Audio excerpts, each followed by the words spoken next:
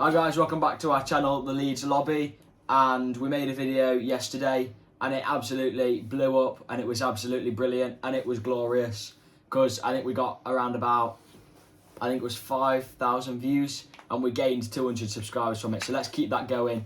But we did see on the studio app that 80% of you didn't subscribe, so if you could just take 2 seconds to just click the button, that'd be brilliant. But anyways, today we are going to be doing our transfer predictions for tomorrow, which is going to be Tuesday. But first, let's look at the predictions we had yesterday, because you made some predictions yesterday.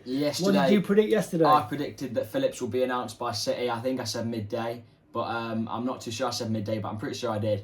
And that Gabby would be announced shortly after, and that ended up happening. Phillips was announced around about 12, because I remember I got the buzz on my phone in lesson and I just had to peek over and it wasn't good. It wasn't good, off putting. But then Gabby was announced, I think, about an hour later, and that perked it up a bit. But obviously, big blow losing Phillips. So the questions are, I mean, there are still a number of players that we're linked with. We're linked with a guy called Sinisterra, which looks to be the straightforward replacement for Rafinha, which is interesting because why would we bin for him and for Gabby?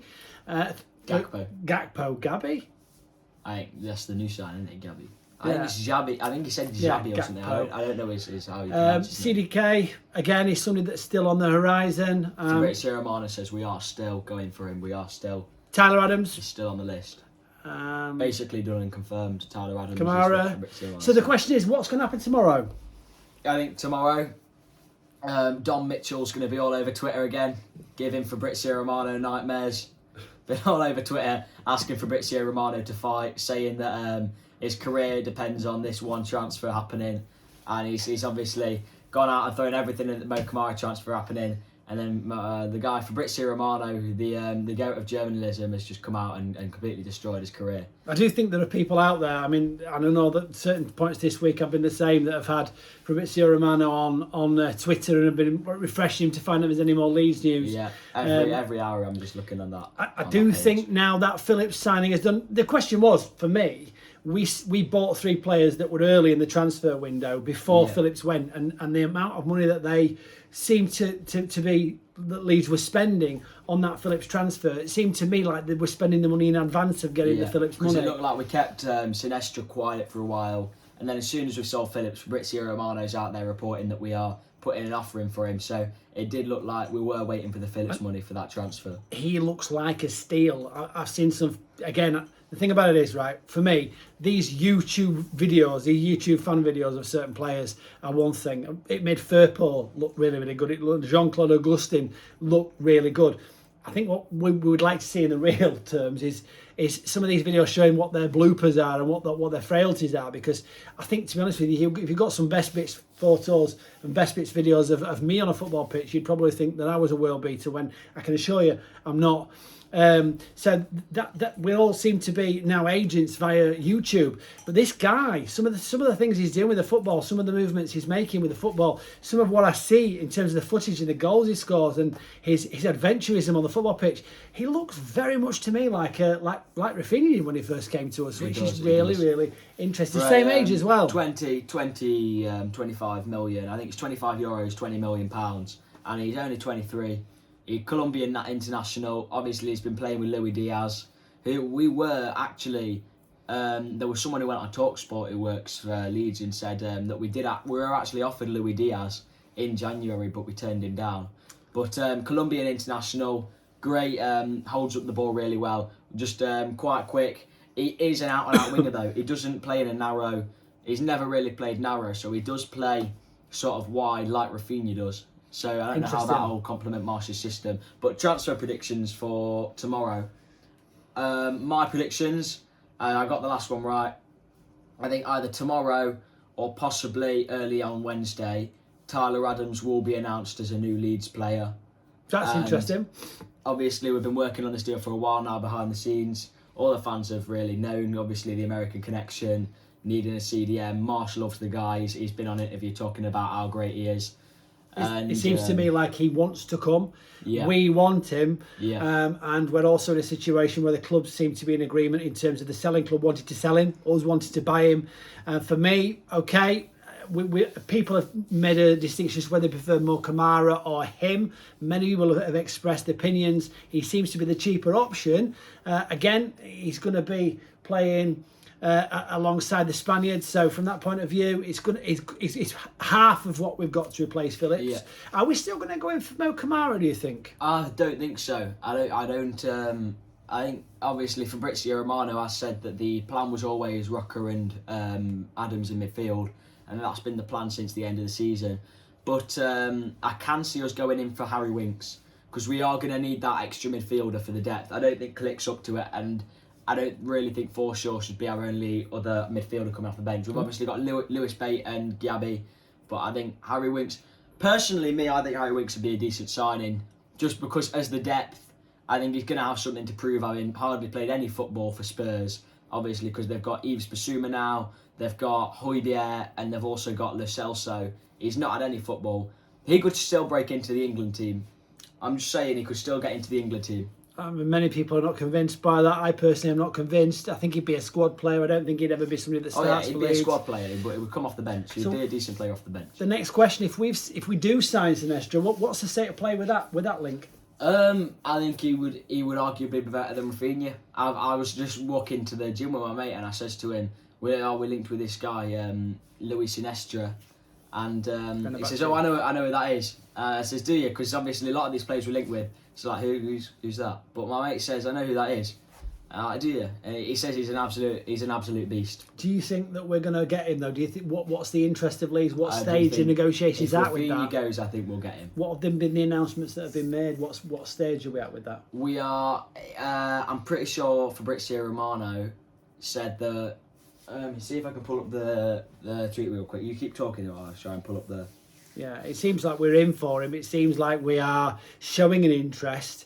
I don't know if we're quite at the stage where the clubs have agreed. Leeds are closing in on Luis Sinisterra deal as new winger. So closing in on the deal, which is something when Fabrizio Romano says that, it's happening. Confirmed, full agreement on personal terms, and now talks progressing to complete the deal. So we haven't actually got a fee yet, but other reports in and around the Netherlands and the Dutch leagues are saying that there is a fee of 20-25 million. He looks He does look like really a comfortable on the ball. This guy looks like the real deal. But the question is, if we were to land him, where does that put us in relation to Gakpo?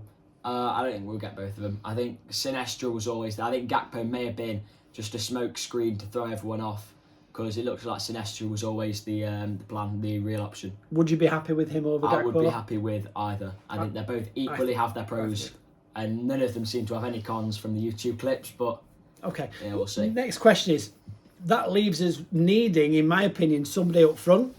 We need an out-and-out striker. What's happening with the Charles de Castellar transfer? Do you think it's on hold until we know what's happening with Rafinha? Do you think we're progressing with that? What's the situation with that? All I've seen is that AC Milan are stepping up their interest in pretty much every player that Leeds are linked with. Hamad Traore Jr., CDK, Gakpo, I think, was linked with them for a while. But I think CDK is a good option for Leeds. He's probably the ideal striker that we would take in this window. But I personally don't see it going through. You don't see it going through? I don't see it going through. I think we're much more likely to go out and get a Callum Wendo from PSG. And how old's Callum Wendo? Callum Wendo's the same age. Yeah, you see, we're buying players that are around about 22, 23 years old. People talk about this whole Leicester model of the fact we bring players in now. We bring 3 or 4, 5, 6 players in for the same money we sold our best 2 players. Not great. We're selling our best 2 players, but what we're doing is we're increasing the strength in depth. There's a good chance that 2 of these players are going to turn out to be really, really class players who can move up to the next level. Again, we cash in and then we strengthen the squad again. It's the Leicester model. But what I'm interested in, and what many of our viewers are interested in, are Manchester United now following the Leicester model? We've got so many players wanting to leave Manchester United, left, right and centre. Scum! Other side at Pennines. Nobody who's a Leeds fan can say they like Manchester United. There's a kid out there. Maybe on the day they played Everton. There's a kid out there whose mum is a Man U fan, whose dad's a Leeds fan, don't do it. Don't do it. It's not right. Serious, they are on their way down. Leeds are coming to the ascendancy. It is only going to be a matter of 2 or 3 seasons before Leeds are finishing above Manchester United. They're actually at a point now where as long as they beat Leeds twice in a season or get 4 points off us, they can lose every other game. They're at that Sheffield United and Huddersfield Town stage already. Manchester United, the Championship is beckoning you, and the Leicester model rebuild is beckoning you when Ronaldo leaves and goes to one of your rivals because you haven't got the ambition that other Premier League teams have. I think Leeds this season may be challenging for Europe, maybe challenging for top 10. We said that last season and we put bets on with 2 of our, obviously they were in a video with us that we made the other day, that if Leeds finished higher than Forest in their respective leagues, or if Forest finished higher than Leeds, the other person who lost the bet would have to wear a shirt, a Leeds shirt or a Forest shirt, depending on if you're a Forest fan or a Leeds fan. And me and my dad were photographed wearing Forest shirts. Well, you were, I wasn't. Yeah, my dad managed to get out of it. I'd forgotten about it. If that ever pops up on your socials or anything, then yeah. Yeah, but there you go. So anyway, so the question is, what do you think? Do you think this is going to be a big week as far as Leeds transfers is concerned, or do you think we're going to go on the Australia tour with some players that are still going to join us, not actually going out to Australia? The Australia tour starts on the 11th, so I would presume that by then, what's the date now? The date's the now 4th is the 4th today, of July. as we speak. So it's obviously American Independence Day. So Tyler Adams is going to be obviously the American on his way down, but I would expect that in the space of 7 days, I personally hope we have Tyler Adams in. We have Harry Winks in. Just don't shoot the messenger. I'm just saying, I think Harry Winks would be a decent player. But I think we'd have Tyler Adams in, Harry Winks, and either Cody Gakpo or Sinestro. One of them. I said to my dad when he came through the door, Sinestro would be a good player, but you have to let him do it his way. And it seems to me like with regards to Victor Orta, he's positioned himself with probably, in truth, maybe even 8 players that we may be in pole position for. We may be showing interest in. We may be negotiating. My question is, how many of those players coming in is linked to the trigger being pulled with that Rafinha deal? Is Rafinha dragging his feet over Barcelona and possibly staying at Leeds now and posturing himself to stay at Leeds until January?